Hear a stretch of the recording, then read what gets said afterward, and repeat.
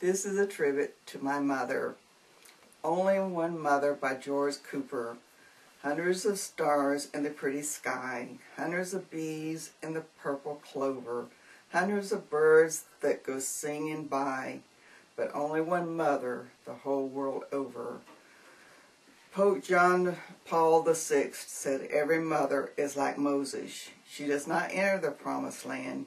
She prepares a world that she will never see. Mothers, your hands were the first to find mine and hands to hold mine. The first touches that would guide me for a lifetime. Outlines taken from Hands That Create by John Trent and Aaron Haley. Thoughts about my mother.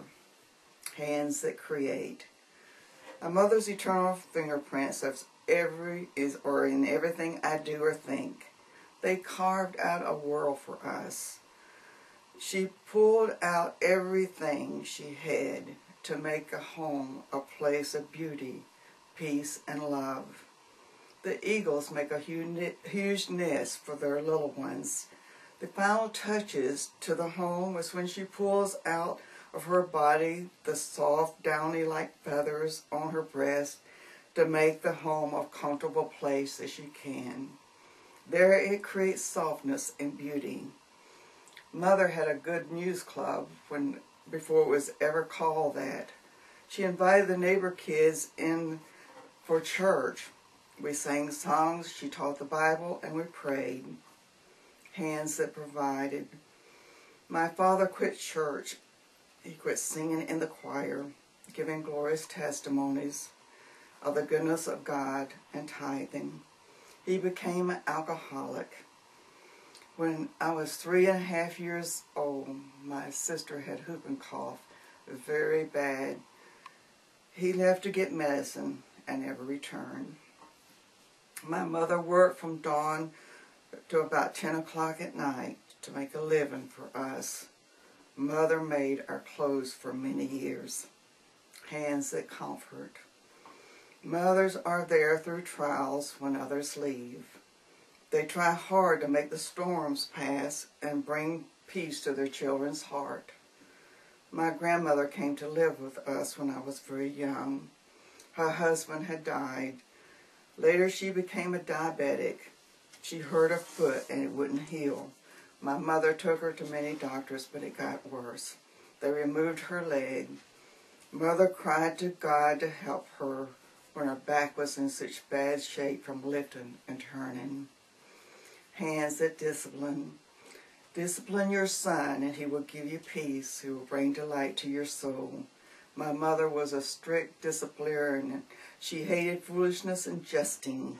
She worked and prayed hard to keep sin out of our lives. Hands that play.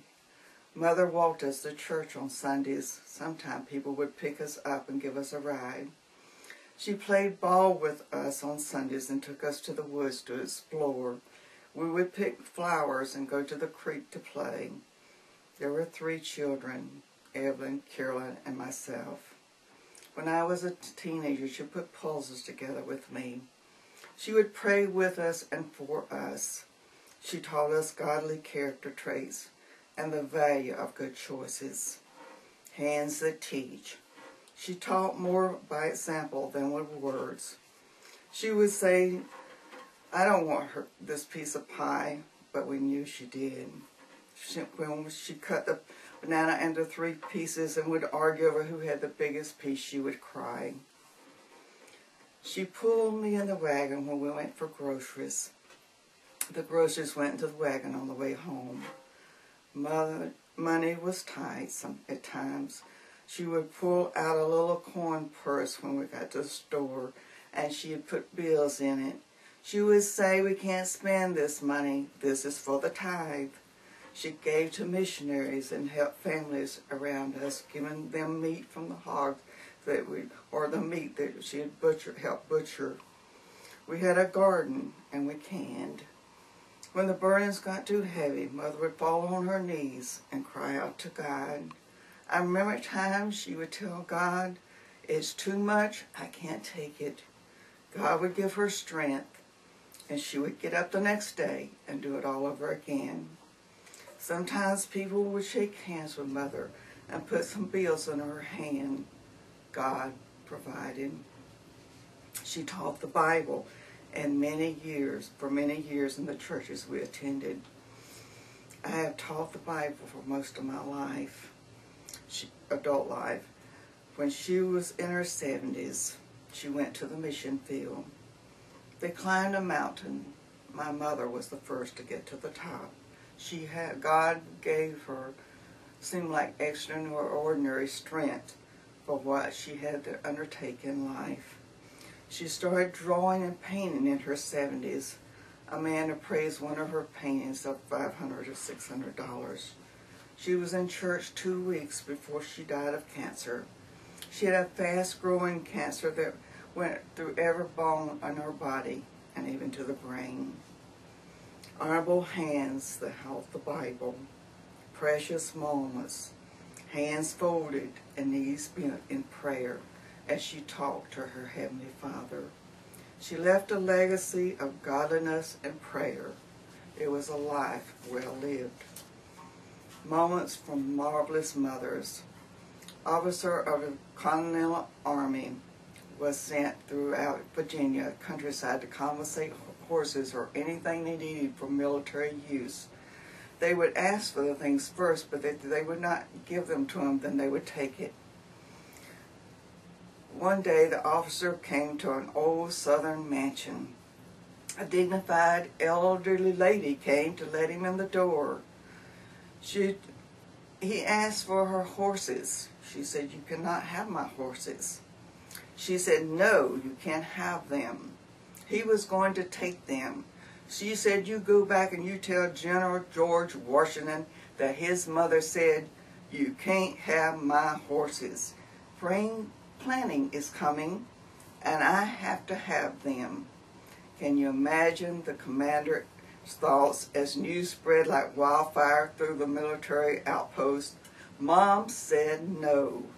Mothers, it's important that you say no, practice no, enforce no, and live by it when it is needed. The final goodbye moments from marvelous mothers.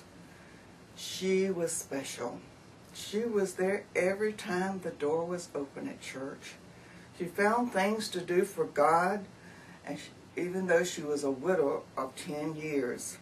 She had been dying of cancer for months. She was well prepared. The pastor was surprised when she requested a chance to speak. "You know what it means," she said, "when they clear the table and they tell you to keep the fork. You know something special is coming. A great dessert is about to be served. Apple pie or some fabulous chocolate pie. My children will not honor my request," she said, "but I want you to make sure when I am buried that I have a fork in my right hand for everyone to see when they walk by. Keep the fork means something good is coming." She wanted everyone to see her final witness, for her death was not a dreaded thing. It was dessert. The best was yet to come.